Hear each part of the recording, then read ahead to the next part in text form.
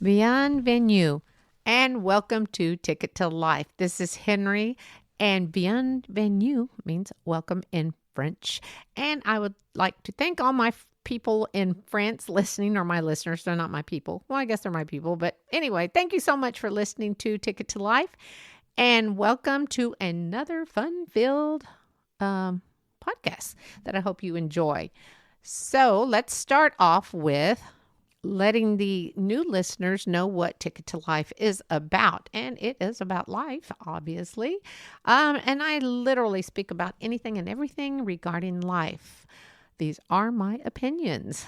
So today I will be talking about breaking the chains in certain life situations. Not chains literally, like I'm talking about how we're all linked in life by links of family, friends, coworkers, and etc. But first, I wanted to share that fantasy football, that I did make the playoffs in my fantasy football league, and I landed 4th place. Yay! Hey, I was happy. But it's better than nothing after all the hard work of you doing, because you have to keep up with so much during the football season. Now, football season will be coming to an end soon, and you won't have to hear anything about my love football, my love for it after February, right after the Super Bowl. Well, maybe it matters who makes the Super Bowl.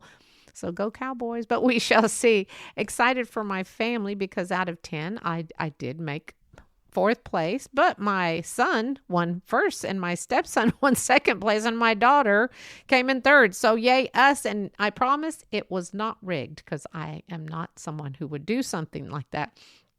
And neither are they, thank God. So now to those chains. So what exactly do I mean by breaking the chains? Actually, this could mean many things, but I am talking about how hard it is to get away from those that hold you back in life. Or if it is your family that has been in trouble with the law, alcohol, drug addiction, abuse, and such. Some of us don't realize that this is not the way to live, but only because this is the only life that you have ever known. You may not be happy with it, but literally are afraid to break that link because you don't want to upset anyone or fear of changing things in the family. I know that breaking that link it's like breaking a bad habit. But it's so hard. And yes, we will have to hear about what and how we disrupted our family with breaking that link that keeps the family together. The one person you need to think about is you. And if you have a family and don't want them to have that life that you may have had that you were not happy with, but you stayed because it was family. Or you don't want them to follow that path because they're going to see it. Then it really is up to you to make that change. And change is hard. It's so hard. Especially when it involves family, friends, or coworkers. Have you ever thought of giving yourself a self-evaluation? It doesn't take long just to think about your past year. About the highs and the lows. Well, in my family, we've had many highs, but many changes, and we've had to accept them. And some lows. It wasn't all highs. But when those highs came, where were you? Where was I? Or who were you with? Then you have to think about the lows at the same time. So think about the lows doing the same thing. Where were you and who were you with? Now, you can write this down and you think, I don't have time. You can do it while you're sitting on the toilet, for gosh sakes. Think about your highs, your lows. Sitting on the toilet is like being in a library. I love libraries, but sitting there because there's no one to distract you. You have your thoughts to yourself. Now, I know people that go into the restroom with their phones. I can't do that. And I guess they read in there. I'm not sure what they're doing with their phones, but It's just something about taking my phone in there. I'm not a doctor and not waiting for the emergency call of someone in having a baby and the contractions are 2 minutes apart. I just don't like but that's just me. You do what you want, of course. Ugh, be sure to clean your phone afterwards. But anyway, I'm sorry. I really think I do have ADHD because I do get off track on a lot of my podcasts. My mind's just going all the time. So bear with me and thank you for listening. But anyway, back to self-evaluation. You can do this. Just think about those questions I just said. Think about your highs for the past year, the past 6 months, and then think about your lows. Think about who you were with. Think of where you were. Write them down. I write everything down. I've got spirals throughout the house. Excuse me. I just write. I like writing. I like journaling. But anyway, then you need to think about what you want from your life and for your family, if you have one, and what you want from your job, because jobs are so important. I mean, that's what helps maintain the life you're leading. Change is hard, and it may make you feel lost when you start thinking about it, where you're comfortable, although you're not happy. But you need to remember that you may always wonder, what if? What if I looked behind door number 1, 2, or 3? And it may bring more happiness than you could ever even thought possible by opening that door, stepping through that door. And then you may actually have to look behind door number 1, 2, or 3 before you find that happy place. It doesn't come easy. Well, maybe for some, but not for others. Have you ever thought about, what if I do this or that, and start looking at all the wonderful possibilities? Then think, oh, I can't do that. I can't. There's no way. I can't do this change, because change is hard. Now, I'm going to share a story with you. It's a true story. And it's about a young man, and we're going to call him John. The names in my podcast are always changed to protect the innocent. And let me tell you about my disclaimer that I like to say every so often. I'm not a doctor. I'm not a therapist. These are my opinions. And the stories that I share are true stories. They're not make-believe. They're not like something that flew into my head. They are actual stories that either someone has shared with me, stories that I have seen people struggle with. Some you may even be familiar with yourself or someone else. But they're stories that you might be able to relate to. So back to John. Now, John and his family were raised in a middle-class family. And sometimes life was hard, because sometimes life is hard. And the family would live beyond their means. John's dad was in education, and his mom was a daycare worker. So Dad loved his job. And of course, I'm always saying, praise those educators, because they are very hard workers, but very stressed out too. But John's dad did enjoy something other than education. He enjoyed happy hours. And so did Mom. Now, I'm not going to lie. I enjoy happy hours. No, notice I said enjoy, not enjoyed. I do enjoy happy hour. But you have to know your limits. And as you get older, you realize you really have to know your limits. Although you should know them when you're young. So now John had a sister and a brother, and John was the middle child.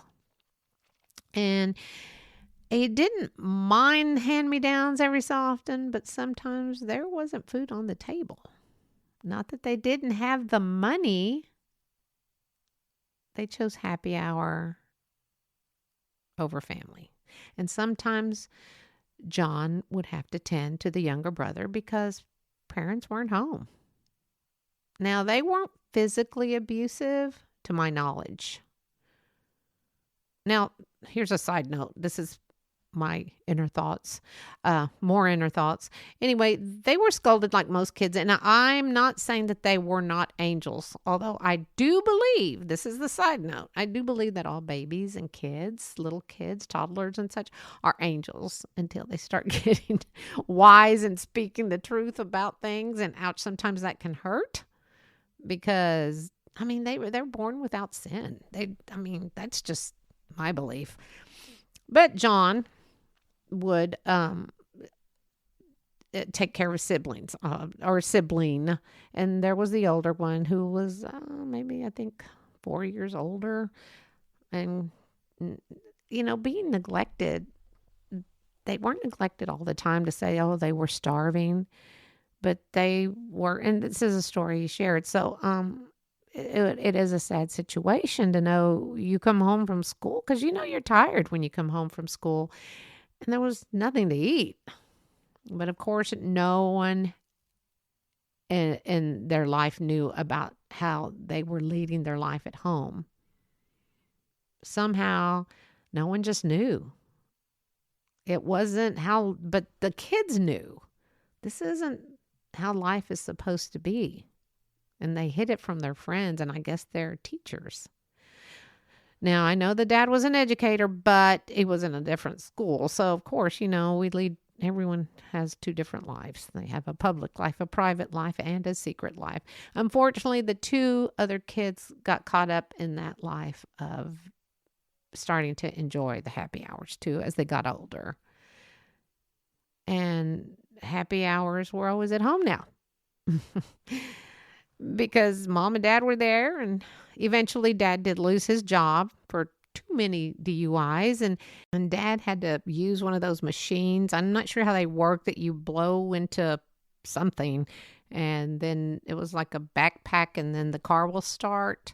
But anyway, that's how bad it got. So, and mom, she just gave up on life. And so she just decided to enjoy the comforts of being around the house. Now, when I said that, that sounds horrible, but I mean, she wasn't like, maybe she was cooking meals. I don't know that part. I don't know what happened about that. But now John, unfortunately, did get caught up in that life for just a little bit. But soon he found out that it wasn't how he wanted his life to be. And he went to work after school. He hadn't graduated high school yet, and he went to school. Then he'd go to work. Then he would go to school. Then he'd go to work. So he had a teacher saw, people just know. Some people just know things aren't right. And that there was no support for his to further his education. So this teacher kind of said, "Hey, what are you going to do? Are you going to go to college? What are you doing?" I don't know. So this teacher helped him. He graduated top 10 in high school, and she helped him with paperwork. He got into college. And yet in college, he would go to work in the morning, go to college during the day, and sometimes work at night or in the evening. And I don't even know how he had time for schoolwork, but he did. Now, he worked so hard, and it paid off because he received his bachelor's degree in business, and he was really encouraged by his grandfather. His grandfather said, "You got to go to college. You got to go." So between his grandfather and the teacher, he became very successful. And it paid off because that encouragement from his grandfather and his teacher. And again, like I said, he is a very, very successful young man in his mid-30s. Did he cut ties with his family? No. But changed his life. And that was at a very young age. You think about it. He started at 18. And yeah, he had his ups and downs too, because that's a hard thing to do. He didn't cut ties from his family, and they have a decent relationship now, and the parents got their life straight by the grace of God, and the younger brother is doing well in his life, and his older sister is still trying to find her happiness. Now, his parents are proud of him, and they take credit for his accomplishments. They kept him alive. Yes, they did. And thank God. And that life that they led is forgotten to them, but not to John. John is married to an amazing woman, and they have 2 children, and John is doing everything possible to keep his family close and loving. John broke the chain, and it is possible to keep that connection. And I know that sometimes there will be conflict in families, but you have to choose. You have to choose you when it comes to happiness. So, my what if he didn't break that link?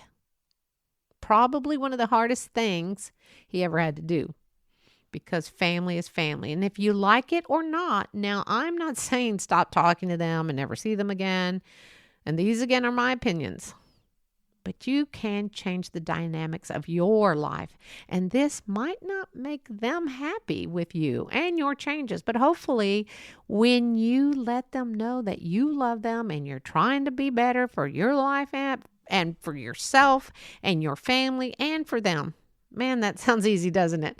Well, you will do what is necessary, because life is about you and those you love, and deep down inside, you would never walk away from family. Why? Because they are your family. You love them.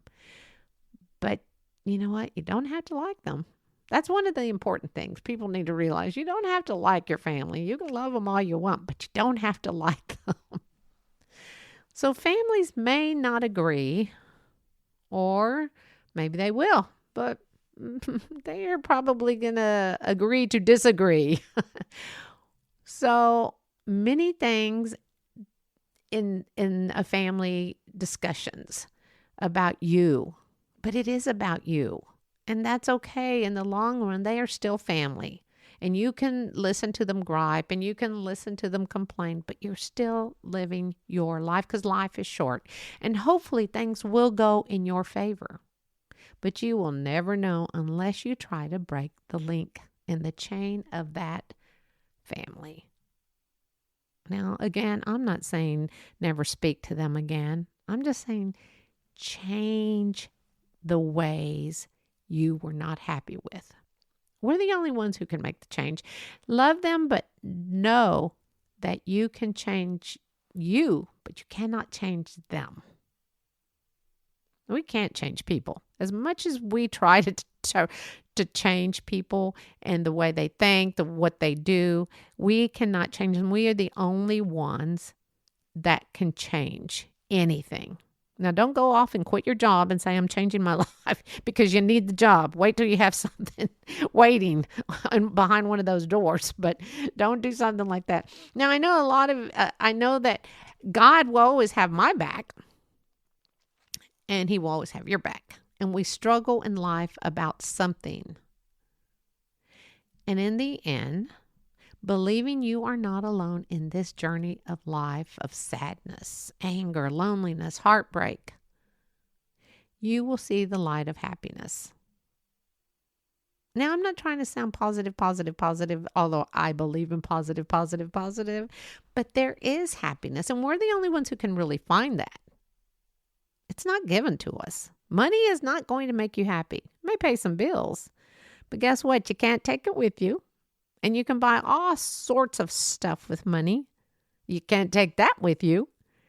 And when I say take that with you, you know what I mean. There are things that don't mean anything. It's a lot of people buy stuff to say, look what I have. Look how much I can spend.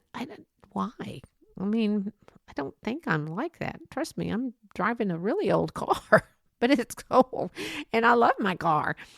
So I know another thing is sometimes I may sound a little rude, sharp, impolite. And yet I speak of God. But I am human. And I am allowed to throw my thoughts out there just as you are. Now, I'm not saying go and start protesting or a riot or anything. I'm just saying we all are able to say what we want because we have that right. But we have to do it in a calm manner. I know we get angry about so many things that are going on in the world, but some of those things are just out of our control. So those are the things I pray about. I pray for our country. I pray for peace. But back to God. I speak to God every day. I'm sure when I talk to him, he's like, oh, it's you again. But I know deep inside he's listening. And I know that he has my back.